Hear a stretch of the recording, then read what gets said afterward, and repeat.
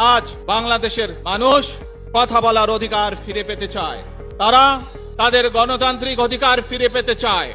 বাংলাদেশের মানুষ চায় তারা তাদের যোগ্যতা অনুযায়ী ন্যায্য অধিকার পাবে। আজ আমাদের সময় এসেছে। মরহুমা বেগম খালেদা জিয়া জীবিত থাকাকালীন অবস্থায় যদি আপনাদের কারো কাছ থেকে কোনো ঋণ নিয়ে থাকেন, দয়া করে আমার সাথে যোগাযোগ করবেন, আমি সেটি পরিশোধের ব্যবস্থা করব ইনশাআল্লাহ। একই সাথে উনি জীবিত থাকাকালীন অবস্থায় ওনার কোনো ব্যবহারে, ওনার কোনো কথায় যদি কেউ আঘাত পেয়ে থাকেন, তাহলে মরহুমার পক্ষ থেকে আমি আপনাদের কাছে ক্ষমা প্রার্থী। দোয়া করবেন আল্লাহ তাআলা যাতে ওনাকে বেহেশত দান করেন। আসসালামু আলাইকুম।